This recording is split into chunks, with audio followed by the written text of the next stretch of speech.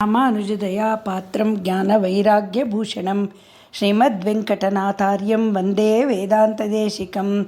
ನಾನು ವಸುಧಾ. ಎಲ್ಲರಿಗೂ ನಮಸ್ಕಾರ. ಈ ದಿನ ಪಾದುಕಾ ಸಹಸ್ರದ 34ನೆಯ ಪದ್ಯ ಪ್ರಭಾವ ಪದ್ಧತಿ. ಪ್ರತ್ಯಕ್ಷಯಂತಿ ಪರಿಶುದ್ಧ ಧಿಯೋ ಯಥಾವತ್ ರಾಮಾಯಣೇ ರಘುಪುರಂದರ ಪಾದರಕ್ಷೆ ಶಶ್ವತ್ ಪ್ರಪಂಚಿತಮಿದಂ ಪರಯೈವ ವೃತ್ಯಾಃ ಸಂಕ್ಷೇಪ ವಿಸ್ತರ ವಶಾಸು ತವಾನುಭಾವಂ. ಶ್ರೀರಾಮನ ಪಾದುಕೆಯೇ, ನಿರ್ಮಲವಾದ ಬುದ್ಧಿಯುಳ್ಳವರು ಶ್ರೀಮದ್ ವಾಲ್ಮೀಕಿ ರಾಮಾಯಣದಲ್ಲಿ ಅಡಿಗಡಿಗೆ ಪಾದುಕಗಳ ಮಹಿಮೆಯನ್ನು ಸಂಕ್ಷೇಪವಾಗಿಯೂ ವಿಸ್ತಾರವಾಗಿಯೂ ವಿಶದಪಡಿಸಿರುವುದರಿಂದ ನಿನ್ನ ಮಹಿಮೆಯನ್ನು ಇದ್ದದ್ದು ಇದ್ದ ಹಾಗೆ ಪ್ರತ್ಯಕ್ಷವಾಗಿ ನೋಡಿದಂತೆ ತಿಳಿಯುತ್ತಾರೆ. ಇಲ್ಲಿ ಶ್ರೀ ವೇದಾಂತ ದೇಶಿಕರು ಶ್ರೀಮದ್ ರಾಮಾಯಣದಲ್ಲಿ ಅನೇಕ ಕಡೆ ಹೇಳಿರುವ ಪಾದುಕಾ ಪ್ರಭಾವವನ್ನು ಪರಿಶುದ್ಧ ಬುದ್ಧಿಯುಳ್ಳವರು ಪ್ರತ್ಯಕ್ಷವಾಗಿ ನೋಡಿದ ಹಾಗೆ ಅರ್ಥ ಮಾಡಿಕೊಳ್ಳುತ್ತಾರೆ ಎಂದು ಹೇಳಿದ್ದಾರೆ. ಆಚಾರ್ಯರುಗಳ ಅನುಗ್ರಹದಿಂದ ತಪಸ್ಸನ್ನಾಚರಿಸಿ ವೇದ ವೇದಾಂತಗಳನ್ನು ಮನನ ಮಾಡಿಕೊಂಡು ಅನುಷ್ಠಾನಕ್ಕೆ ತಂದು ನಿರ್ಮಲ ಪರಿಶುದ್ಧ ಧೀಶಕ್ತಿಯನ್ನು ಹೊಂದಿರುವ ವಾಲ್ಮೀಕಿಗಳು ನಾರದರ ಕೃಪೆಯಿಂದ ಬ್ರಹ್ಮನ ವರದಿಂದ ಅಡಿಗಡಿಗೆ ಪಾದುಕೆಗಳ ಮಹಿಮೆಯನ್ನು ತಮ್ಮ ಶ್ರೀಮದ್ ರಾಮಾಯಣದಲ್ಲಿ ತಿಳಿಸಿದ್ದಾರೆ. ಭಗವಂತನ ಪಾದುಕೆಗಳಿಗಲ್ಲದೆ ರಾಜಮಹಾರಾಜರದ್ದಾಗಲಿ ಸಾಧು ಸಂತರದ್ದಾಗಲಿ ಬುದ್ಧಿವಂತರದ್ದಾಗಲಿ ಶ್ರೀಮಂತರದ್ದಾಗಲಿ ಆ ಚಪ್ಪಲಿಗಳಿಗೆ ಪಾದುಕೆಯ ಅಸಾಧಾರಣ ಮಹಿಮೆ ಸಾಧ್ಯವೇ ಇಲ್ಲ. ಇಂತಹ ಸ್ಥಿತಿಯಲ್ಲಿ ಶ್ರೀ ವಾಲ್ಮೀಕಿಗಳು ಪಾದುಕೆಗಳ ಮಹಿಮೆಯನ್ನು ಬೆಳಕಿಗೆ ತಂದರೆಂದರೆ ಅದನ್ನು ಧರಿಸಿರುವ ಪಾದಗಳ ಮಹಿಮೆಯನ್ನು ಅವರ ಪರಿಶುದ್ಧ ಧೀಗೆ ನಿಲುಕಿದೆ ಎಂದರ್ಥ. ಶ್ರೀಮದ್ ರಾಮಾಯಣದಲ್ಲಿ ಶ್ರೀ ವಾಲ್ಮೀಕಿ ಮಹರ್ಷಿಗಳು ಶ್ರೀರಾಮನ ಪಾದಗಳ ಮಹಿಮೆಯನ್ನು ಪಾದುಕೆಗಳ ಮಹಿಮೆಯನ್ನು ಅನೇಕ ಕಡೆ ತೋರಿಸಿಕೊಟ್ಟಿದ್ದಾರೆ.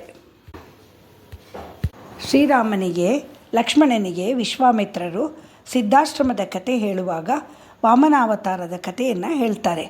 ವಾಮನ ತ್ರಿವಿಕ್ರಮನಾಗಿ ಬೆಳೆದು ಅವನ ಪಾದಗಳು 14 ಲೋಕಗಳನ್ನು ಅಳೆದು ತನ್ನ ಸರ್ವೇಶ್ವರತ್ವವನ್ನು ಸರ್ವಾಶ್ರಯಣೀಯತ್ವವನ್ನು ಸರ್ವರಕ್ಷಕತ್ವವನ್ನು ಲೋಕದ ಜನರಿಗೆ ತಿಳಿಸಿಕೊಟ್ಟಿದೆ.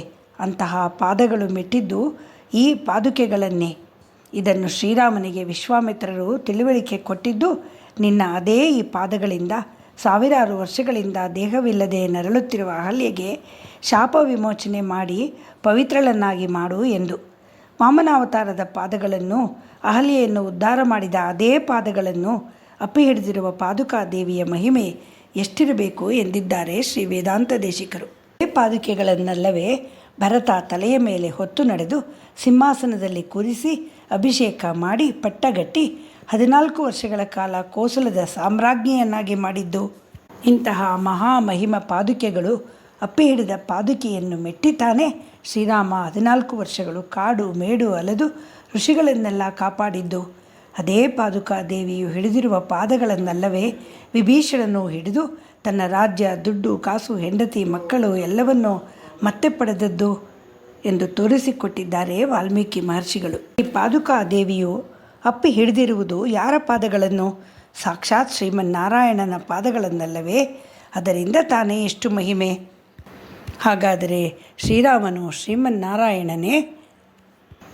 ಹೌದು ಎಂದು ಕೂರತಾಳ್ವಾರರು ವೇದಾಂತ ದೇಶಿಕರಂತಹ ಮಹಾಮಹಿಮರು ತಮ್ಮ ಗ್ರಂಥಗಳಲ್ಲಿ ಸಾಕ್ಷಿ ಸಮೇತ ಹೇಳಿದ್ದಾರೆ. ಶ್ರೀಮನ್ನಾರಾಯಣನೇ ಶ್ರೀರಾಮ, ಇದಕ್ಕೆ ಸಂದೇಹವೇ ಇಲ್ಲ ಎಂದು ಹೇಳಿದ್ದಾರೆ ಕೂರತಾಳ್ವಾರರು. ಶ್ರೀಮದ್ ರಾಮಾಯಣದ ಜಟಾಯು ಮೋಕ್ಷವೇ ಇದಕ್ಕೆ ಮಹಾಸಾಕ್ಷಿ ಎಂದಿದ್ದಾರೆ. ಕೂರತಾಳ್ವಾರರು ಅತಿಮಾನುಷ ಸ್ತವದಲ್ಲಿ ಭಗವಂತನನ್ನು ಕೇಳುತ್ತಾರೆ. ರಾಮ, ನೀನು ದಶರಥನ ಮಗ ಎಂದುಕೊಂಡೆ, ಮನುಷ್ಯನಂತೆ ವರ್ತಿಸಿದೆ. ಆದರೆ ನೀನು ಕೆಲವು ಕಡೆ ತೋರಿಸಿರುವ ಅತಿಮಾನುಷತ್ವದಿಂದ ನಿನ್ನನ್ನು ನೀನೇ ಪರತತ್ವ ಎಂದು ನೀನೇ ವೈಕುಂಠನಾಥ ಎಂದು ಗುರುತಿಸಿಬಿಟ್ಟಿದ್ದೇವೆ. ಜಟಾಯು ಪಕ್ಷಿ ಧರ್ಮ ಅರ್ಥ ಕಾಮ ಮೋಕ್ಷ ಯಾವ ಪುರುಷಾರ್ಥಗಳಿಗೂ ಆಸೆ ಪಡದೆ 5ನೇ ಪುರುಷಾರ್ಥವಾದ ಕೈಂಕರ್ಯ ಒಂದರಲ್ಲಿಯೇ ಮನಸ್ಸಿಟ್ಟು ನಿನಗಾಗಿಯೇ ಪ್ರಾಣವನ್ನು ಕೊಟ್ಟಾಗ ನೀನು ಅದರ ಸಂಸ್ಕಾರವನ್ನು ವಿಧಿವತ್ತಾಗಿ ನೆರವೇರಿಸಿ ಗಚ್ಚ ಲೋಕಾನ್ ಅನುತ್ತಮಾನ್ ಎಂದು ಅತ್ಯುತ್ತಮವಾದ ಲೋಕ ವೈಕುಂಠಕ್ಕೆ ಹೋಗು ನೀನು ಎಂದು ಕಳಿಸಿಕೊಟ್ಟೆಯಲ್ಲವೇ? ವೈಕುಂಠಕ್ಕೆ ಸ್ವಾಮಿ ನೀನಾಗಿಲ್ಲದಿದ್ದರೆ ನೀನು ಅವನಿಗೆ ಅಲ್ಲಿಗೆ ಹೋಗು ಎಂದು ಹೇಳಲು ಹೇಗೆ ಸಾಧ್ಯವಾಗುತ್ತಿತ್ತು? ನೀನು ಜಟಾಯುವಿಗೆ ಮೋಕ್ಷವನ್ನು ಕೊಟ್ಟೆ, ಅದರಿಂದ ನೀನು ಶ್ರೀಮನ್ನಾರಾಯಣ ಎಂಬುದನ್ನು ನೀನಾಗಿಯೇ ವ್ಯಕ್ತಪಡಿಸಿದೆ ಎಂದಿದ್ದಾರೆ. ಬಾಲಕಾಂಡದಲ್ಲಿ ಬ್ರಹ್ಮಾದಿ ದೇವತೆಗಳು ರಾವಣನ ವಧೆಯನ್ನು ಆಲೋಚಿಸುತ್ತಿರುವಾಗ ಅಲ್ಲಿಗೆ ಶಂಖಚಕ್ರ ಗದಾಧರನಾಗಿ ಪೀತಾಂಬರವನ್ನು ಧರಿಸಿ ದಿವ್ಯಕಾಂತಿಯನ್ನು ಸೂಸುತ್ತಾ ಬಂದ ಶ್ರೀ ಮಹಾವಿಷ್ಣುವನ್ನು ದೇವತೆಗಳೆಲ್ಲ ತಲೆಬಾಗಿ ಸ್ತುತಿಸಿದರಲ್ಲ.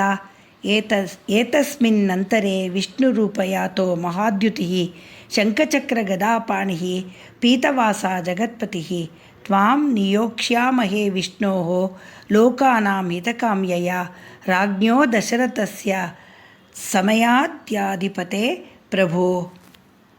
ಅಯೋಧ್ಯಾಧಿಪತೆ ಪ್ರಭೋ. ದೇವತೆಗಳೇ ಹೀಗೆ ಹೇಳಿದರಲ್ಲ, ಹೇ ಮಹಾವಿಷ್ಣು, ಲೋಕಹಿತಕ್ಕಾಗಿ ನಾವು ನಿನ್ನಲ್ಲಿ ಪ್ರಾರ್ಥನೆಯನ್ನು ಸಲ್ಲಿಸುತ್ತೇವೆ. ಅಯೋಧ್ಯಾಧಿಪತಿಯಾದ ದಶರಥನ ಪುತ್ರನಾಗಿ ಜನಿಸಿ ನೀನು ಯುದ್ಧದಲ್ಲಿ ರಾವಣನನ್ನು ಸಂಹರಿಸಿ ಜಗತ್ತನ್ನು ರಕ್ಷಿಸಬೇಕು. ಹೇ ದೇವ, ನಮ್ಮೆಲ್ಲರಿಗೂ ನೀನೇ ಗತಿ, ಮೊರೆಹಕ್ಕಿದ್ದೇವೆ ಎಂದರಲ್ಲ. ಅಂತಹ ಶ್ರೀಮನ್ನಾರಾಯಣನ ಪಾದ ಪದ್ಮಗಳ ಪಾದುಕೆಗಳನ್ನು ಸ್ತುತಿಸಿದ್ದಾರೆ ಶ್ರೀ ವೇದಾಂತ ದೇಶಿಕನ. ಸಂಹಾರವಾದ ಮೇಲೆ ಸೀತೆಯ ಅಗ್ನಿಪ್ರವೇಶ ಸಂದರ್ಭದಲ್ಲಿ ಸಾಕ್ಷಾತ್ ಚತುರ್ಮುಖ ಬ್ರಹ್ಮನು, ಇದೇನು ಪ್ರಭು, ನೀನಾರೆಂದು ಮರೆತುಬಿಟ್ಟು ಹೀಗೆ ಜಾನಕಿಯನ್ನು ಉಪೇಕ್ಷಿಸಿದ್ದು ಸರಿಯಲ್ಲ. ರಾಘವ, ನೀನು ಆದಿ ಮಧ್ಯ ಅಂತ್ಯ ಇಲ್ಲದವನು, ಸರ್ವವ್ಯಾಪಿ, ಅಂತರ್ಬಹಿಶ್ಚ ತತ್ಸರ್ವಂ ವ್ಯಾಪ್ಯ ನಾರಾಯಣ ಎಂದು ವೇದಮಂತ್ರದಿಂದ ಪ್ರತಿಪಾದಿಸಲ್ಪಟ್ಟವನು. ನೀನು ಅನಾದಿ ಅನಂತ, ಇಡೀ ಪ್ರಪಂಚವೇ ನಿನ್ನ ಶರೀರ. ವೇದ, ಓಂಕಾರ, ವಷಟ್ಕಾರ ಎಲ್ಲ ನೀನೇ ಸಾಕ್ಷಾತ್ ವಿಷ್ಣು. ಲಕ್ಷ್ಮಿಯೇ ಸೀತೆ, ಅವಳು ಪರಿಶುದ್ಧಳು. ಈ ರೀತಿ ಬ್ರಹ್ಮ ರಾಮನನ್ನು ಸ್ತುತಿಸಿದನು. ಇವೆಲ್ಲ ಘಟನೆಗಳು ರಾಮಾಯಣದಲ್ಲಿ ಅನೇಕ ಬಾರಿ ಸಂಕ್ಷೇಪವಾಗಿಯೂ ವಿವರವಾಗಿಯೂ ಬಂದು ಶ್ರೀರಾಮನೇ ಪರಮೇಶ್ವರನೆಂದು, ಪರತತ್ವವೆಂದು, ವೈಕುಂಠಪತಿಯೆಂದು ಪ್ರತ್ಯಕ್ಷವಾಗಿ ಹೇಳುತ್ತಿರುವಾಗ ಶ್ರೀರಾಮನ ಪಾದುಕೆಗಳ ಮಹಿಮೆ ಎಷ್ಟಿರಬೇಡ ಎಂದಿದ್ದಾರೆ ಸ್ವಯಂ ಶ್ರೀ ವೇದಾಂತ ದೇಶಿಕರು. ಅವರು ತಮ್ಮ ರಘುವೀರ ಗದ್ಯದಲ್ಲಿ ಜಯತ್ಯಾಶ್ರಿತ ಸಂತ್ರಾಸ ಧ್ವಂಸ ವಿಧ್ವಂಸನೋದಯ ಪ್ರಭಾವಾನ್ ಸೀತೆಯ ದೇವ್ಯ ಪರಮ ವ್ಯೋಮ ಭಾಸ್ಕರ ಎಂದಿದ್ದಾರೆ. ಶ್ರೀ ವೇದಾಂತ ದೇಶಿಕರು ಅವರ ಅಭಯ ಪ್ರಧಾನ ಸಾರ ಎಂಬ ಮಣಿಪ್ರವಾಳ ಗ್ರಂಥದಲ್ಲಿ ಹೀಗೆ ಬರೆದಿದ್ದಾರೆ. ಪರಿತ್ರಾಣಾಯ ಸಾಧೂನಾಂ ವಿನಾಶಾಯ ಚ ದುಷ್ಕೃತಾಂ ಧರ್ಮ ಸಂಸ್ಥಾಪನಾರ್ಥಾಯ ಸಂಭವಾಮಿ ಯುಗೇ ಯುಗೇ.